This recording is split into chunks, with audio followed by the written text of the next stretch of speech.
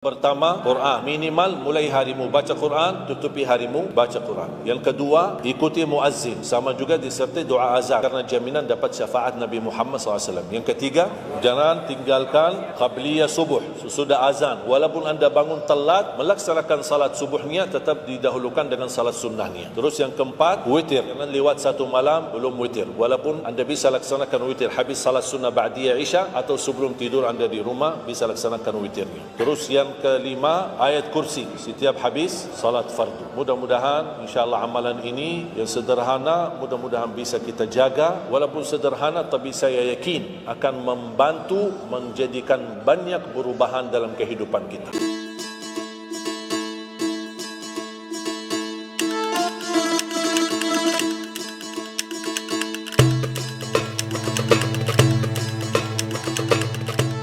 Saya ingin mengingatkan beberapa amalan. Menurut saya amalan ini rata-rata sudah ditahu oleh orang dan hafal. Tapi cukup banyak yang melalaikan. Tidak menyadari amalan yang sederhana ini dianugerahkan oleh Allah dengan pahala yang amat-amat besar. Yang pertama, bacaan Al-Quran. Banyak orang yang malas membaca karena tidak bisa baca atau alasan tidak mengerti artinya. Daripada saya baca tak faham artinya, mendingan tak usah baca. Itu bisikan syaitan. Yang membisiki seperti ini adalah syaitan. Buat apa kamu baca? Kan kamu tak faham. Mendingan tak usah baca. Supaya kita meninggalkan bacaan Al-Quran.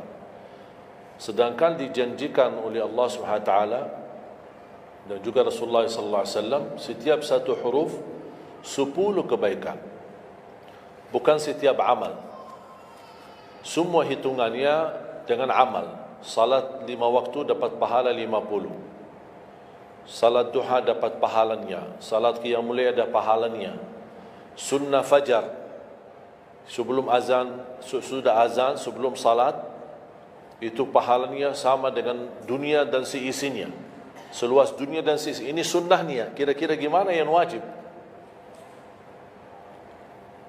Rasulullah SAW bersabda di hadis yang sahih, la aqulu alif lam mim harf, walakin alifun harf, wa lamun harf, wa mimun harf.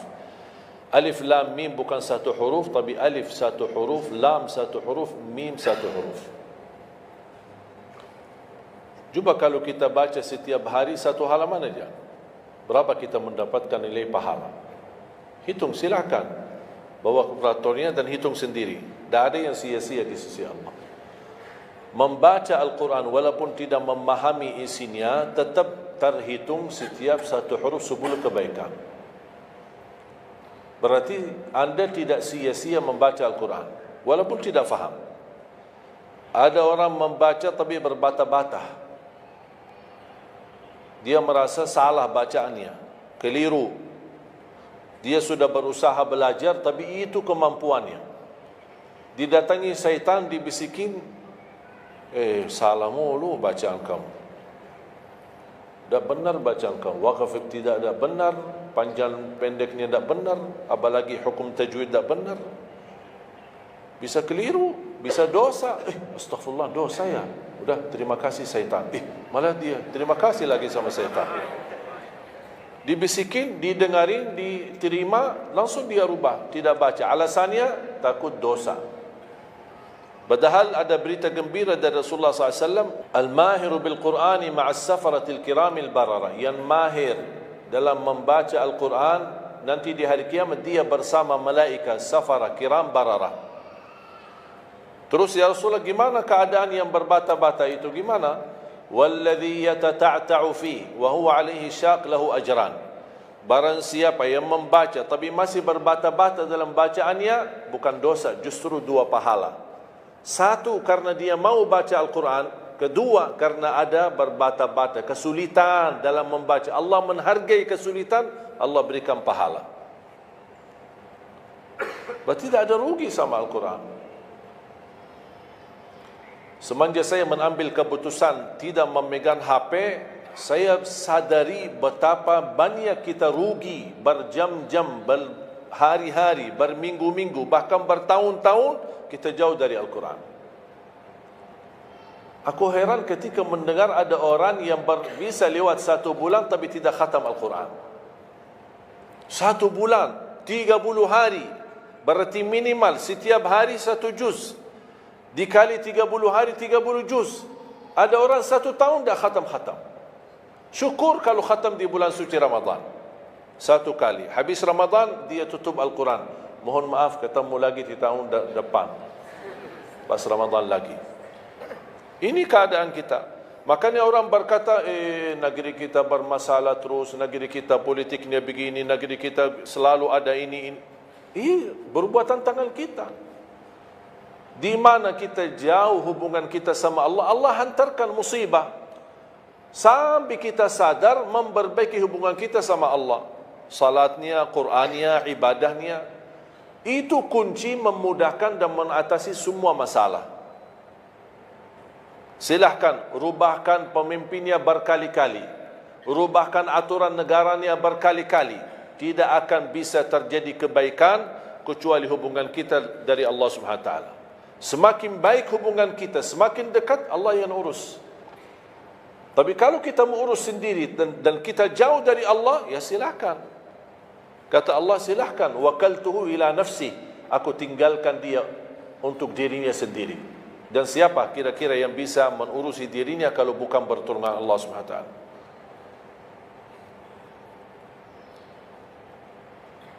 Jangankan bisa khatam Al-Quran dalam 30 hari,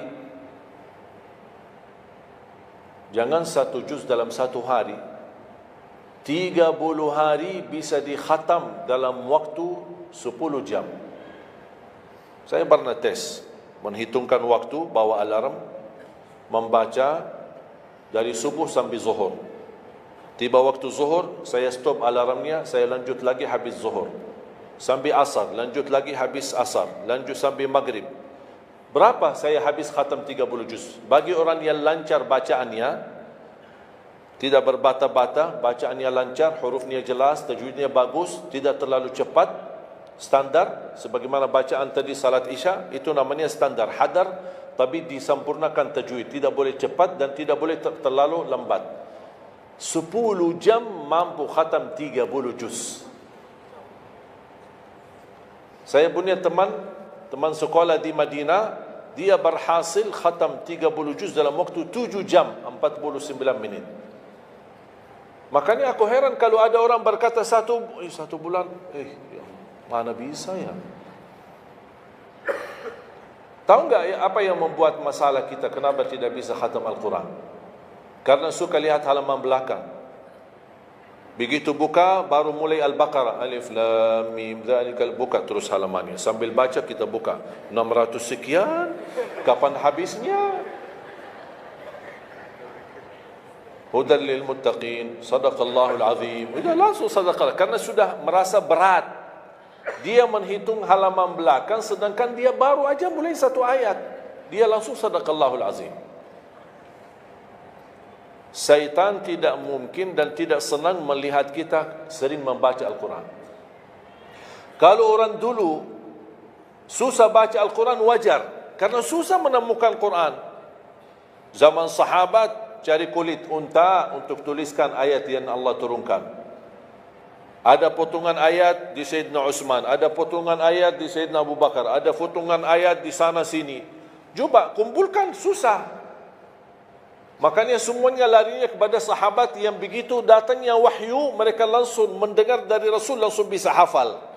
Seperti Sayyidina Ubay bin Ka'ab radhiyallahu an, Zaid bin Thabit radhiyallahu an, Anas bin Malik radhiyallahu an, Uthman bin Affan. Jadi mereka datangin para penghafal Quran. Tidak ada mushaf, tidak ada Quran.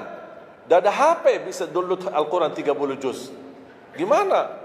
Tapi mereka tidak pernah tinggalkan Al-Quran. Bahkan ada di antara sahabat yang setiap malam tahajudnya khatam 30 juz. dalam satu tahajud. Cuba bayangkan, kira-kira alasan kita apa? Quran sudah di mana-mana, dalam segala terjemahan, warna-warni, tajwid, semua ada. Yang bagus, yang besar. Maaf, mata saya, ada yang besar, ada segede meja ini, ada. Susah menemukan, alhamdulillah HP bisa sekarang isinya 30 juz, bisa dibawa kemana-mana, tak usah pusing mencari Al-Quran. Semua kemudahan, semestinya kita mampu mengalahkan sahabat Rasul. Karena kita semua fasilitas ada. Apa yang kita mau bilang sama Allah? Ada seorang, mungkin Bapak Ibu pernah nonton di acara Hafiz Indonesia, namanya Kaila, buta. Dia setiap hari, saya tanya, kamu berapa murajaah bacaan Quran setiap hari? 5-7 juz. Buta, 5-7 juz. Saya kaget, tak panyakan. Kan kasihan kamu. Dan kebetulan kamu sudah punya uzur. Kamu dah baca Al-Quran sama sekali, ana yakin Allah maafkan. Buta, dah bisa. Tahu enggak jawabannya apa? Saya malu sama Allah menjadikan buta saya alasan tidak baca Quran. Ini anak usia 7 tahun. Malu sama Allah menjadikan buta, padahal ini ujian. Butanya dari Allah, bukan dari dirinya. Tapi dia malu menjadikan buta itu alasan tidak baca Quran. Bertanya saya, alasan antum apa? Apa alasan? Sibuk. Belum ada waktu. Ya, saya maklum, belum ada waktu. Memang dunia ini bikin stres. Makanya tidak ada waktu. Saya nasihatkan mulai hari ini, jangan kasih Al-Quran sisa waktumu. Dalam istilah, kalau ada sisa waktu, insya Allah saya baca Quran. Kalau itu niatnya, dah bakalan. Tapi tolong utamakan Al-Quran dalam sehari-harimu. Minimal mulai harimu baca Quran, tutupi harimu baca Quran. Jangan tunggu sisa waktu. Wallahi Al-Quran keberkahannya luar biasa. Kesumbuhan, petunjuk, keberkahannya, menjaminkan ke surga, selamat siksa neraka, selamat dari siksa kubur. Banyak anugerah. Sayang. Kadang-kadang kalau kita mendengar ada seorang da'i atau seorang ustaz, materi-materi bukunya bagus, isinya bagus, kita kejar. Di mana buku itu jual? Kita cari informasi, di mana buku itu jual? Ini tulisan manusia. Kita kagumi, kita banggakan, kita suka dan kita ikuti. Bahkan kita kejar di mana-mana. Al-Quran kalamullah. Masa kalam manusia lebih mulia di hati kita daripada kalamullah? Silahkan, boleh kagumi apa penyampaian ustaz, da'i, tapi jangan melebihi apa kata Allah. Jangan kita terharu ketika mendengar seorang berceramah, tapi berkali-kali kita simak ayat suci Al-Quran, tidak pernah meneteskan air mata, seperti mendengar surat kabar atau koran. Masalah. Ternyata ucapan manusia lebih menyentuh hati. Padahal kata Allah, kalau Al-Quran diturunkan di atas gunung bisa hancur jadi tanah basir. Kembali lagi, jangan lewat satu hari belum baca Quran. Tidak bisa baca, masih bisa simak, dengar, setelkan murattal dari HP-mu. Manfaatkan kondisi macet di Jakarta. Manfaatkan. Lagi naik motor, taruh apa ruginya? Ruginya apa? Simpan handsfree di telinga, ya sambil bawa motor. Dengarin ayat suci Al-Quran. nikmat, berkah, dalam lindungan Allah, disertai malaikat. Apa ruginya? 1 jam di dalam perjalanan, tidak ada rugi. Terhitung memang umur kita, tapi sudah diisi mendengar Al-Quran. Juga banyak waktu. Nikmat. Kalau saya merasa kesibukan mengganggu sampai tidak ada luang waktu cukup untuk saya bisa baca tilawah di rumah, saya menikmati di jalan. Apalagi kalau mau pergi ke acara, apalagi kalau keluar kota, berjalan lumayan jauh, nikmat. Ya Allah, mudah-mudahan macet terus. Nikmat. Macet ini menjadi nikmat. Dah fikir macetnya karena lagi melihat Al-Quran.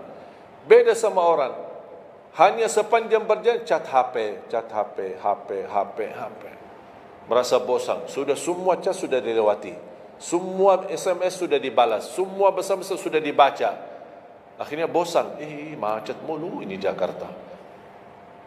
Nanti temannya di sebelah, kalau bukan macet, bukan Jakarta loh. Itu habis waktu, sia-sia. Padahal Al-Quran ini kita baca tidak mesti dalam keadaan wudu. Apalagi kita dalam perjalanan, kita naik motor atau naik mobil, kita bisa dengan handphone kita, HP kita. Ada orang terus, gimana saya membawa Al-Quran terus saya tidak berwudu? Kan kamu menyentuh HP, bukan menyentuh Al-Quran. Bersentuhan dengan HP. Jadi saya harap, sekali lagi mohon dengan sangat, kalau boleh terima permohonan saya, tolong tinggikan perhatianmu kepada Al-Quran. Ingin berkah rezeki, berkah umur, sihat wal afiat, bahagia selamat dunia akhirat, tolong perhatikan Al-Quran. Semakin banyak perhatian kamu kepada Al-Quran, semakin banyak perhatian Allah kepadamu. Terserah kamu milih. Mau dapat perhatian dari Allah cuma 1 jam, ya udah 1 jam aja baca Quran. Mau perhatian dari Allah selalu, udah selalu bersama Al-Quran. Karena ini Al-Quran kalamullah, bukan makhluk, bukan diciptakan, diturunkan. Kalamullah, ucapan Allah Subhanahu wa taala. Masa kita tidak tertarik? Cukup karena ini kalamullah, itu sudah cukup membuat kita tertarik. Masa kalam manusia lebih kita tertarik daripada kalamullah? Belum apalagi dijanjikan setiap satu huruf 10 kebaikan.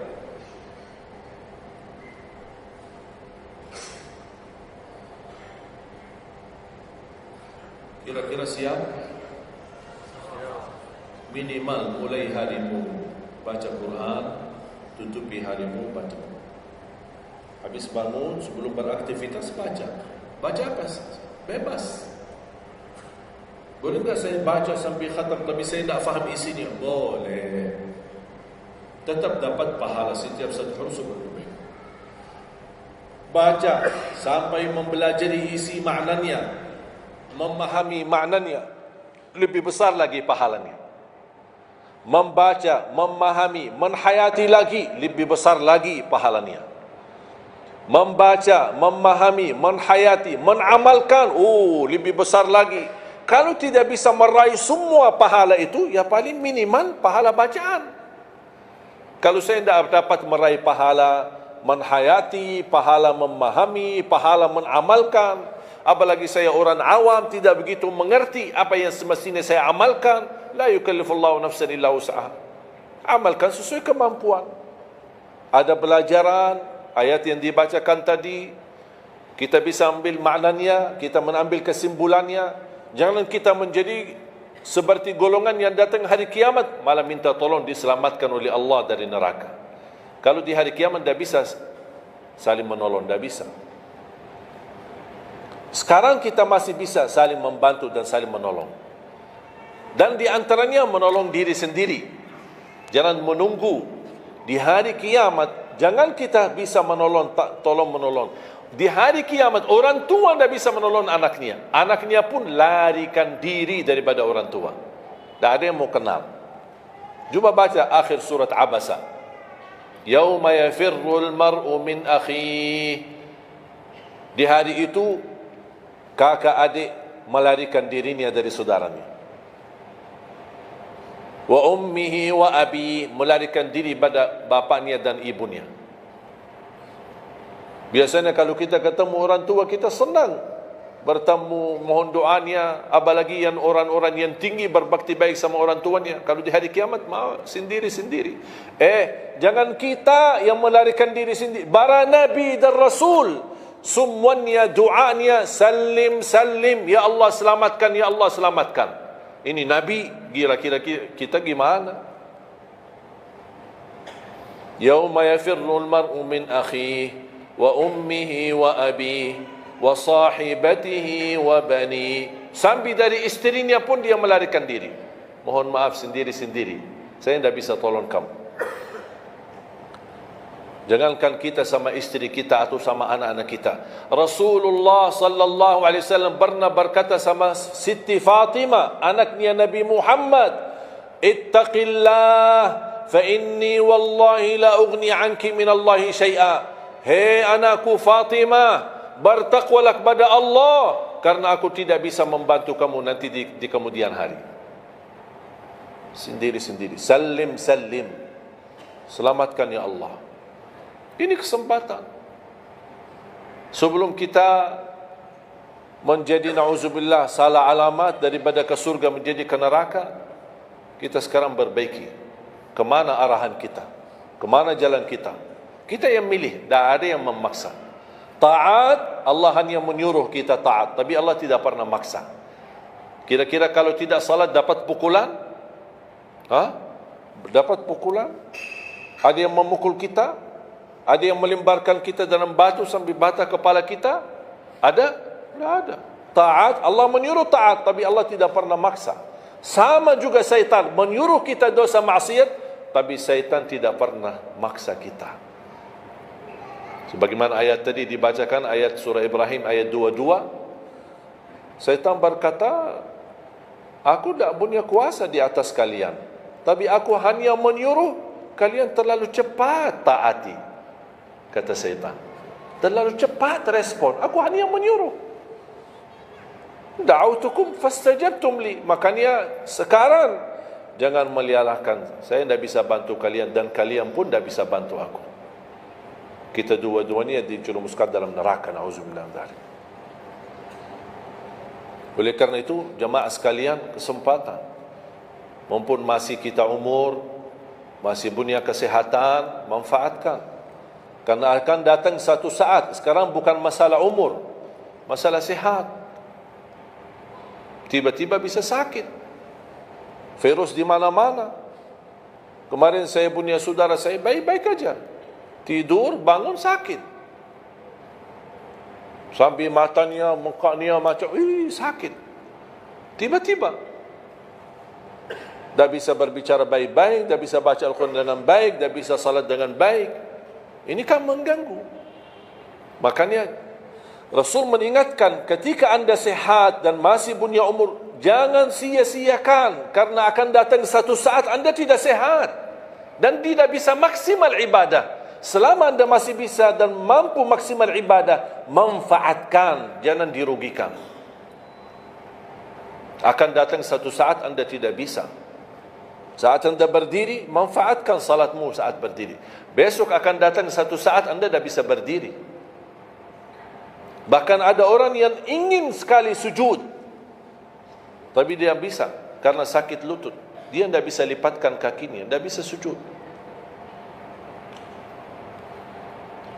Betapa banyak orang yang merugi ketika dia sehat, dia tidak memanfaatkan dan menikmati ibadahnya. Yang kedua, doa azan. Setiap hari kita mendengar azan 5 kali. Sayang sekali banyak yang sibuk dengan handphonenya. Azan ini panggilan Allah.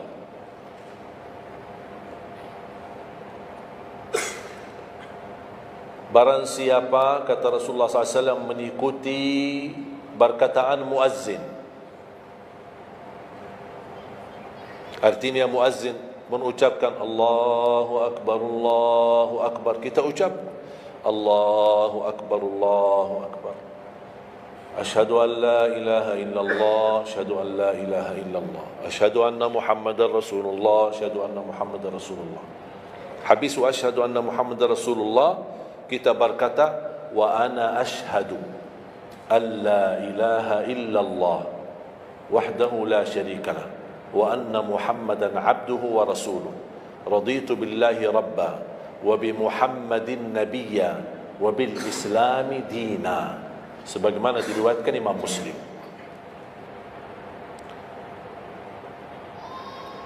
Hayya 'alas salah, kita jawab la haula wala quwwata illa billah.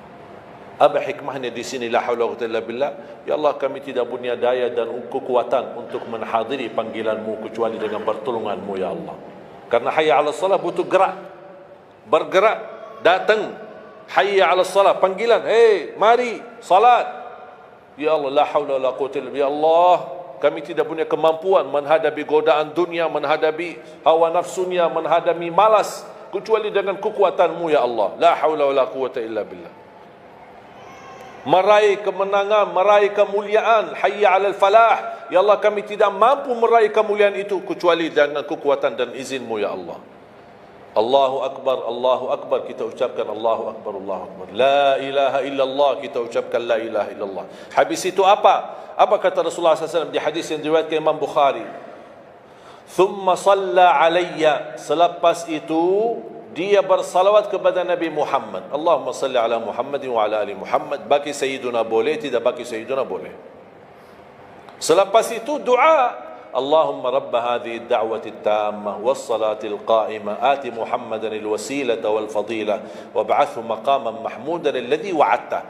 Ini ucapan yang saya sampaikan di Sahih Bukhari. Ada riwayat-riwayat yang lain, Allahumma rabb hadhihi ad-da'wati at-tammah was-salati al-qa'imah ati sayyidina Muhammadan al-wasilata wal-fadilata wad-darajata al-'aliyata ar-rafi'ata min al-jannah wab'athhu maqaman mahmudan alladhi wa'adta innaka la tukhliful mi'ad. Innaka la tukhliful mi'ad. Tambahannya diriwayat Imam An-Nasai dan semuanya sahih. Mau milih mana yang anda hafal, mana anda biasakan, silakan. Mau ambil hadis yang diriwayatkan Imam Bukhari boleh, mau ambil yang diriwayat Imam Nasai boleh. Asal jangan sampai begitu dengar azan tidak mengikuti muazzin dan sia-siakan doa itu. Padahal doa sederhana. Siapa yang tidak hafal? Setiap ditayangkan azan di TV selalu dibacakan Allahumma rabb hadhihi ad-da'wati at-tammah was-salati al-qa'imah. Saya pernah tanya guru saya, seandainya ketika saya mendengar azan tapi terlalai dengan kesibukan atau telefon mendadak atau apalah urusan, baru saya menyadari ketika muazzin sampai ke hayya 'alas salah, saya belum mengikuti dari awal. Gimana caranya biar saya tidak rugi dalam pahala? Kata guru saya, ulang sendiri dari awal. Allahu Akbar, Allahu Akbar, Allahu Akbar, Allahu Akbar. Asyhadu an la ilaha illallah, asyhadu an la ilaha illallah, asyhadu anna Muhammadar Rasulullah. Sampai mendapat mengikuti muazzin dalam sisa azannya. Begitu selesai baca doa yang saya tadi sampaikan. Apa kata Rasulullah?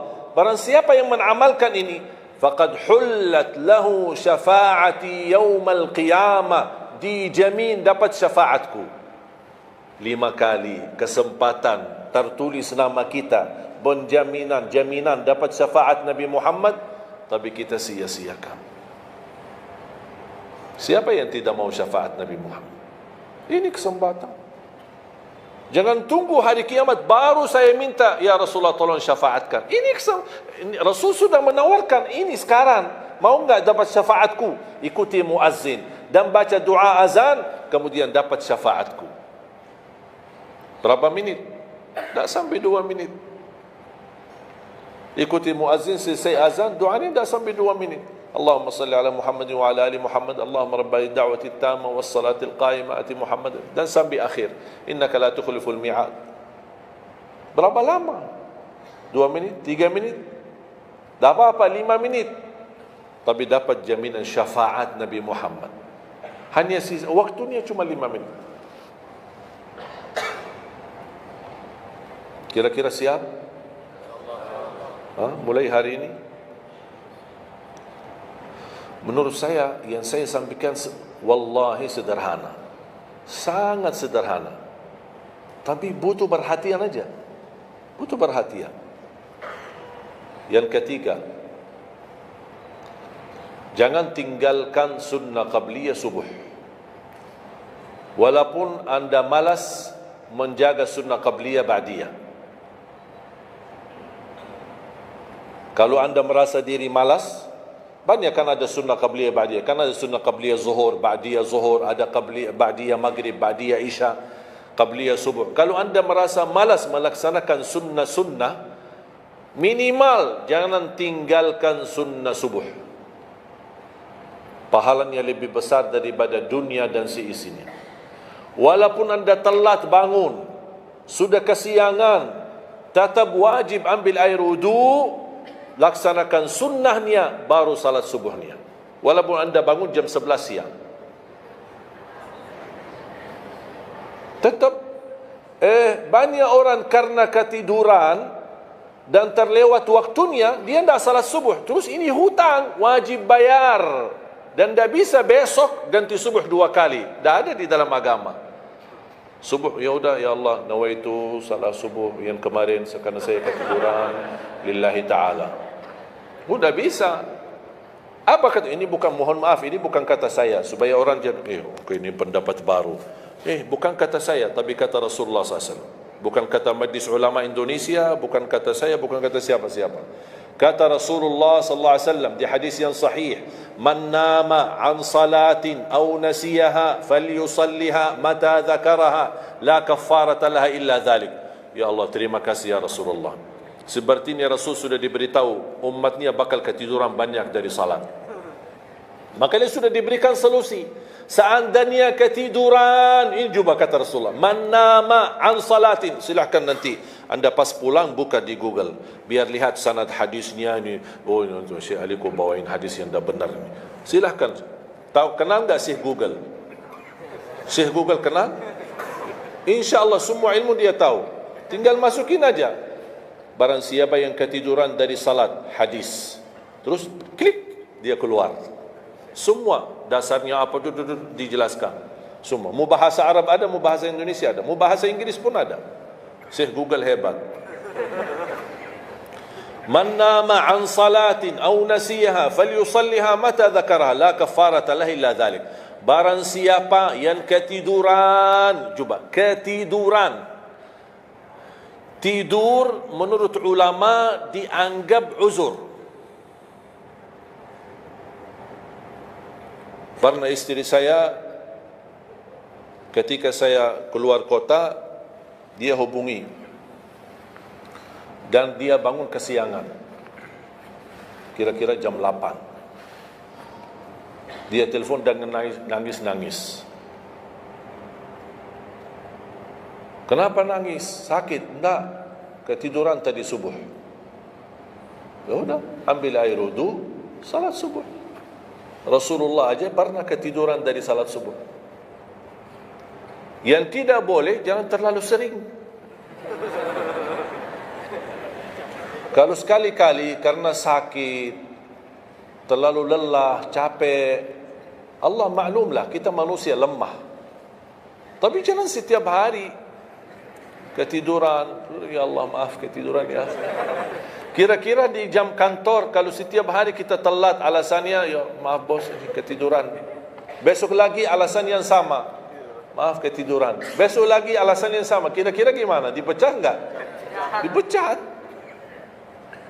Malu kita, sama manusia aja tak berani kita dengan alasan yang sama, kita selalu itu aja. Masa sama Allah kita berani? Sekali-kali boleh uzur. Capek, sakit,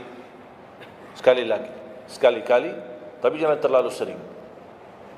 Ketika kita bangun, jam berapapun, wajib laksanakan. Karena kata Rasulullah, tidak ada kafarah yang lain. Tidak ada kata ganti dengan uang, atau ganti dengan sedekah, atau ganti dengan, tidak bisa. Tunaikan. Falyusalliha, kata Rasulullah, falyusalliha, segerakan salat itu jam berapapun, walaupun kesiangan.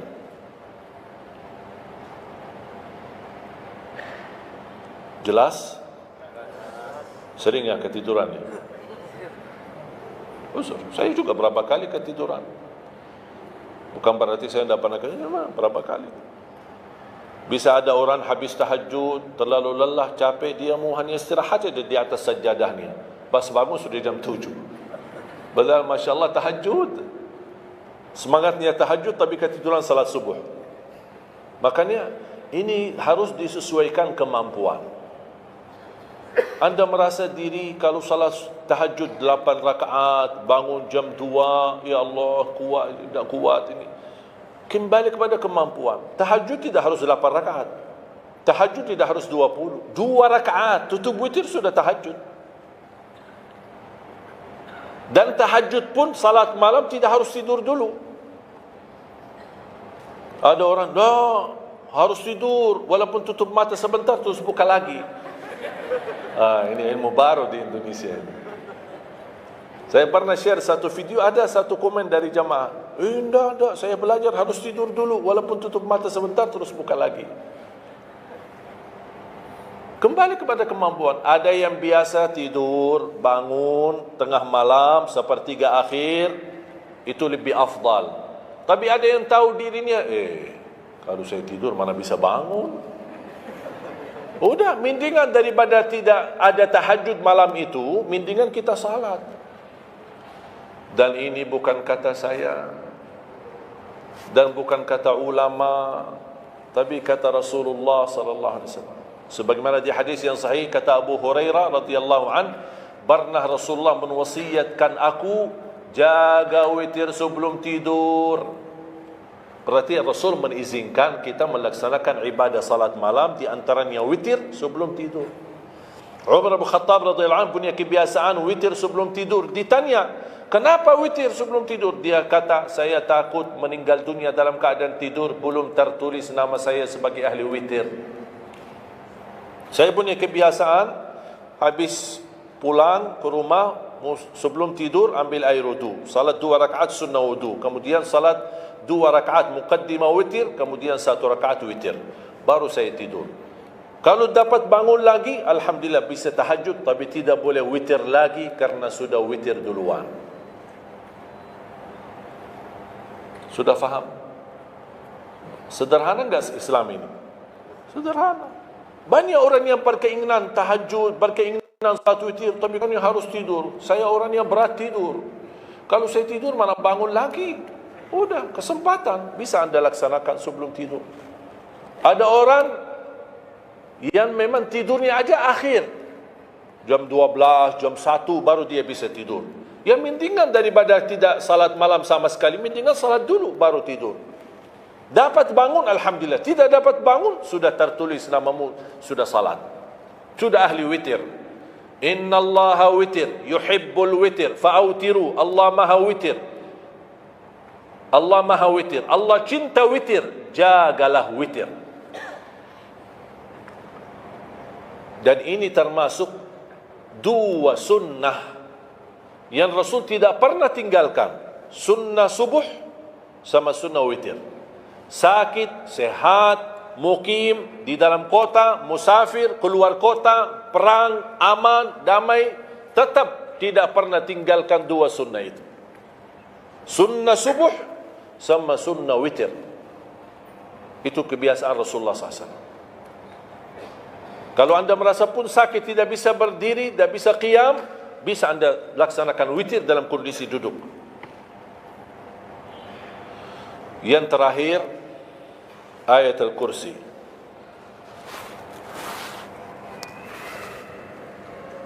Jangan tinggalkan ayat Al-Kursi lepas salat.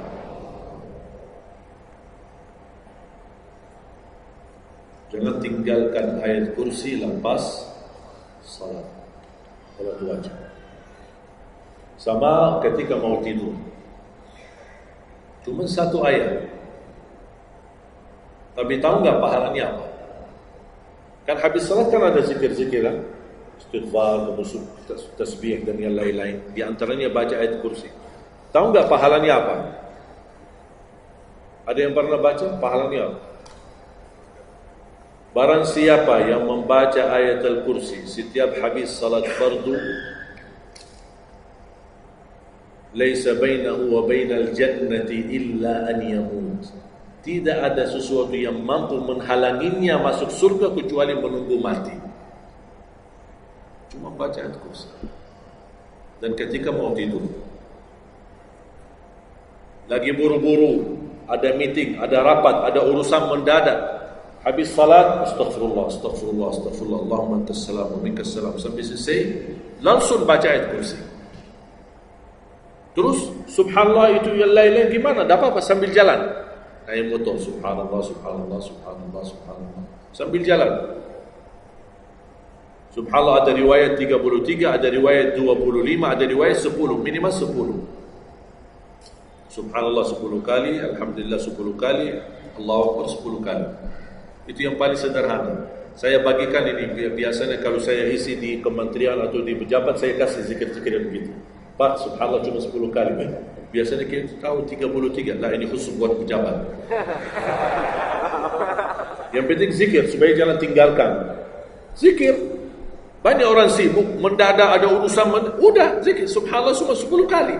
Subhanallah 10 kali, alhamdulillah 10 kali, Allahu Akbar 10 kali. Itu paling cepat. Subhanallah. Ternyata di dalam agama ada yang juga hemat. Hemat sederhana tapi pahalanya tetap besar dan dikurangi. Tidak ada pahala yang hemat. Semuanya pahala sempurna, semuanya pahala agung, sempurna dan luar biasa dahsyat balasan Allah Subhanahu wa taala. Makanya jangan disia-siakan. Yang sederhana ini, makanya saya buat buku 20 amalan ringan tapi pahalanya sangat menakjubkan. Karena selama saya di Indonesia, saya sudah tahu prinsip orang Indonesia. Orang Indonesia tidak suka yang ribet-ribet. Yang ribet-ribet tidak suka. Yang susah-susah tidak suka. Orang Indonesia mau mudah yang ingat, mudah dihafal, mudah diamalkan dan masuk surga. Itu orang Indonesia. Ya, jadi yang susah-susah, iya gimana ini suruh baca 1000 kali? Mana ada waktu 1000 kali? Baca aja sudah 100 kali, udah ngantuk. Saya kasih yang sederhana. Kenapa saya kasih? Karena kemampuan beda-beda. Ada yang tekadnya tinggi, kemampuannya luar biasa dahsyat, bisa ribuan kali dia berzikir, dia silakan. Tidak ada yang melarang kita berzikir, bebas, berapapun. Tapi ada yang malas. Udah. Jadi alhamdulillah di dalam ajaran Islam kita ada malas ya, ini tidak malas. Makanya saya bikin 20 amalan, dan ini buku 20 amalan ringan, pahalanya sangat menakjubkan. Pahalanya sangat besar walaupun amalannya ringan, mudah, sederhana. Dan buku ini hanya laku di Indonesia, tidak laku di Arab. Karena cocok dengan budaya Indonesia, saya sudah hafal. Sama dengan bacaan. Mohon maaf tadi kepanjangan insya. Pas begitu saya ingat merindukan kota Madinah, suasana Madinah. Pas di rakaat yang kedua saya bilang, ini saya di Indonesia. Makanya saya tidak jadi panjang rakaat kedua, biar lebih cepat. Karena memang budaya ini tidak bisa panjang-panjang, lama-lama tidak bisa. Kalau kulhu bisa dibagi 2, terima kasih. Kita lihat tarawih kan salah satu contoh tarawih. Walaupun 23 rakaat jumlahnya banyak, tapi ayatnya pendek. Al-hakum qul al-asr qul al-humazah qul. Ini budaya. Kita kan hormati budaya, harus belajar. Walaupun sekarang ada beberapa masjid yang panjang, ya nanti balik kepada kemampuan, tapi tidak boleh saling menyalahkan. Ada orang yang suka, ada saya mau yang qul, ya udah sana. Masih qul di sana, masih kita kan. Yang penting kita bisa jaga salat. Dan yang terpenting dalam salatnya adalah yang terjaga kekhusyuan. Bukan masalah jumlahnya, bukan masalah kepanjangannya, tapi kekhusyuan. Tumaknina, karena tumaknina rukun dalam ibadah salat. Sama seperti rukun qiyam, rukun baca al-fatihah. Tumaknina. Apa itu tumaknina? Ketenangan dalam salat. Bacaannya tenang, gerakannya tenang. Bukan kejar-kejaran. Imamnya baru baca al-fatihah, sudah amin. Imam makmum belum selesaikan ini, terus dikejar imam. Imam Allahu Akbar, sami'allahu hamdah, Allahu Akbar, Allahu Akbar, Allahu Akbar. Imam makmum jadi kasihan. Kejar, dia tidak bisa baca. Makmum, wallahi makmum tidak bisa baca apa-apa. Hanya fokusnya bisa kejar imam. Yang penting jangan sampai tertinggal imam. Yang saya fikirkan, kasihan yang tua-tua, bapak-bapak. Gimana yang bapak-bapak? Kalau yang muda-muda masih bisa kejar imam, terus yang bapak-bapak gimana?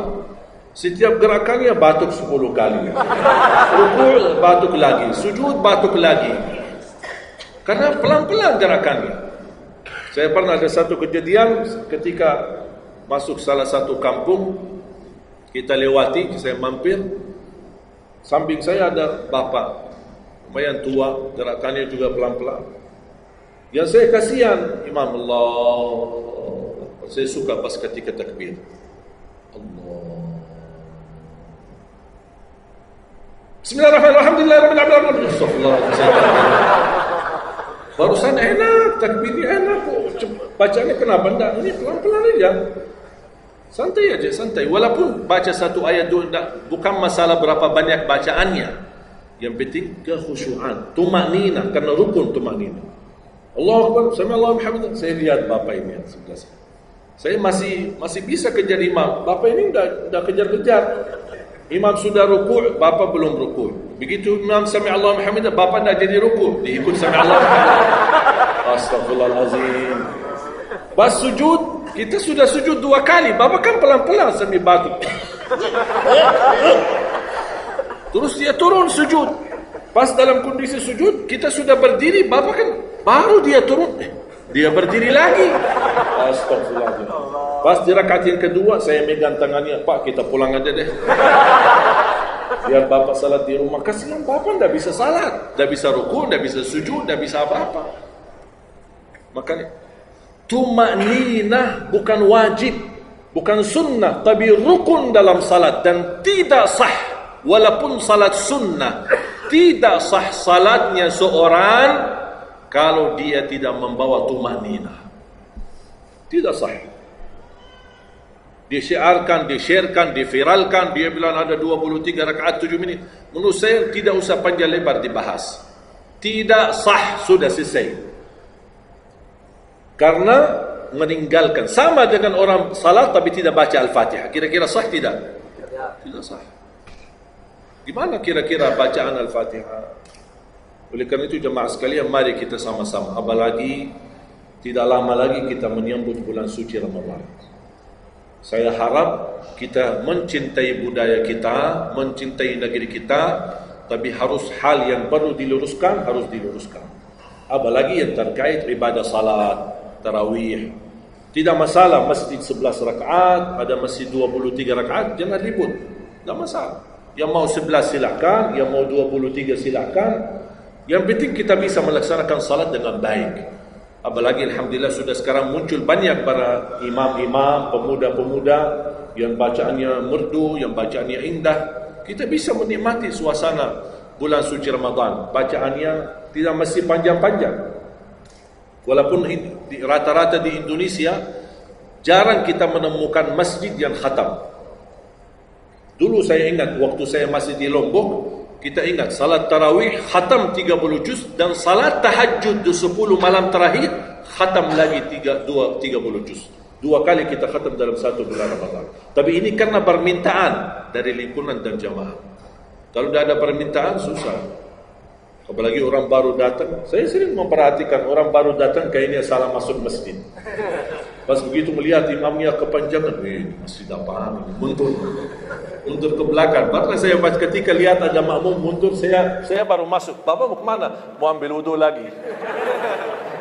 Pas habis salat saya tarik kanan kiri, tidak ada. Ternyata ambil wudu di rumahnya.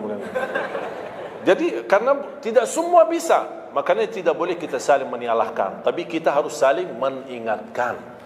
Saling mengingatkan. Mari kita sama-sama menjaga ibadah yang benar. Mari kita sama-sama menjaga ibadah yang khusyuk, ibadah yang tumanina.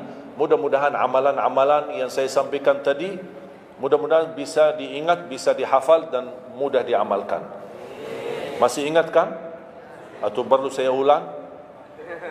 Amalan pertama, Quran. Minimal mulai harimu baca Quran, tutupi harimu baca Quran. Yang kedua, ikuti muazzin, sama juga disertai doa azan karena jaminan dapat syafaat Nabi Muhammad SAW. Yang ketiga, jangan tinggalkan qabliyah subuh, sesudah azan. Walaupun anda bangun telat, melaksanakan salat subuhnya tetap didahulukan dengan salat sunnahnya. Terus yang keempat,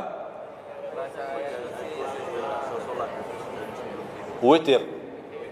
Witir, jangan lewat satu malam belum witir. Walaupun anda bisa laksanakan witir habis salat sunnah ba'diyah isya, atau sebelum tidur anda di rumah bisa laksanakan witirnya. Terus yang keenam, ayat kursi setiap habis salat fardu. Mudah-mudahan insyaAllah amalan ini yang sederhana mudah-mudahan bisa kita jaga. Walaupun sederhana, tapi saya yakin akan membantu menjadikan banyak perubahan dalam kehidupan kita. Akan bertambah keberkahan, ketenangan. Kita akan merasa jauh lebih sejuk, bahkan jauh lebih nikmat untuk kita beribadah. Baru saya ingat satu hal, sedekah. Kalau bisa, sedekah subuh. Pengalaman saya, dari semua pelajaran yang saya pelajari, saya menemukan sedekah semua waktu baik. Jumat, waktu majlis ilmu, habis majlis ilmu, semua sedekah itu baik. Tapi saya menemukan sedekah subuh itu yang paling baik, yang paling dahsyat, yang paling cepat terkabul hajat kita. Kenapa sedekah subuh dahsyat? Karena setiap waktu subuh Allah turunkan malaikat, tugasnya cuma satu, mendoakan orang yang berinfak di subuh hari. Tidak usah payah dan susah cari orang miskin subuh hari. Mulai malam ini anda sediakan kota amal dalam rumahmu, atau anda bisa pinjam seperti kota amal ini Darut Tauhid ya, ini bisa anda pinjam atau minta sama Darut Tauhid. Anda bisa simpan di rumah. Setiap habis subuh sebelum beraktivitas isi sedekah. Yang lebih dahsyat lagi, sedekah yang disertai doa. Karena wallahi terjamin doamu terkabul dengan wasilah sedekah subuh. Sakit, ya Allah, aku mohon dengan berkat sedekah ini sembuhkan penyakitku. Kalau orang tua yang sakit, doakan orang tua. Ya Allah, dengan berkat sedekah subuh ini sembuhkan orang tua saya. Mencari jodoh, mencari kerjaan, apapun masalah yang anda hadapi, masalah hutang, masalah apapun. Orang tua sudah meninggal, ya Allah, aku mohon dengan berkat sedekah ini titipkan pahala sedekah ini untuk kedua orang tuaku. Apa saja, mau hafal Al-Quran, tapi kalau boleh saya usulkan, satu kali sedekah fokus satu hajat. Jangan sedekahnya koin tapi doanya sambil terbit matahari. Malu sama Allah. Kelamaan doanya, sambil malaikat tulis doa ini kelamaan. Banyak sekali doa. Satu kali doa, satu kali hajat, satu kali sedekah. Sesuaikan. Bukan Allah tidak bisa, Allah maha bisa menolong kita, tapi kita malu. Masa kita sedekah begitu saja, tapi kita minta panjang lebar. Ya, tolong disesuaikan. Tapi rutin, wallahi dahsyat. Antum insyaAllah akan merasakan sedekah subuh, subhanallah. Setiap jamaah yang saya sampaikan, termasuk ada keluarga yang sudah lama menikah, tidak punya keturunan, saya memberikan amalan ini. Suami istri masing-masing mengamalkan. Isi sedekahnya, ya Allah, aku mohon dengan berkat sedekah ini karunialah kepada kami keturunan. 17 tahun mereka tidak punya keturunan. Alhamdulillah 6 bulan kemudian saya dapat berita gembira dari mereka, kabar baik, alhamdulillah istrinya positif hamil. Sedekah subuh luar biasa dahsyatnya. Sedikit tapi rutin. Sampai insyaAllah kita dipanggil oleh Allah, mudah-mudahan dalam keadaan husnul khatimah. اللهم اغفر لنا ولوالدينا ولجميع المسلمين والمسلمات والمؤمنين والمؤمنات الأحياء منهم والأموات. Allahumma ya Allah, jadikan pertemuan ini membawa berkah bagi kami. Jadikan sisa umur kami lebih baik daripada yang sudah lalu. Jadikan segala perjuangan kami, sedekah kami, infak kami, amalan salih kami menjadi pahala besar di sisi-Mu ya Allah. Menjadikan membawa syafaat bagi kami di hadapan-Mu hari kiamat. Akhiri hayat kami dengan husnul khatimah. Ampuni dosa kami, ampuni kedua orang tua kami. Ya Allah, aku mohon untuk semua jemaah yang hadir, selepas majlis ini masing-masing pulang sudah diampuni segala dosanya, disucikan hatinya, dibersihkan jiwanya, diselamatkan setiap langkah-langkahnya. Jadikan kami semua penghafal Al-Quran, berakhlak akhlakul Quran, menjadi ahlul Quran, pencinta Al-Quran, dan di hari kiamat mendapatkan syafaatnya Al-Quran. Birahmatika ya arhamar rahimin. Rabbana atina fid dunya hasanah wa fil akhirati hasanah wa qina adzaban nar. Wa sallallahu ala sayyidina nabiyina Muhammadin wa ala alihi wa sahbihi baraka wasallam. Walhamdulillahi rabbil alamin. Akhirul kalam, subhanakallahumma bihamdika asyhadu an la ilaha illa anta astaghfiruka wa atubu ilaik.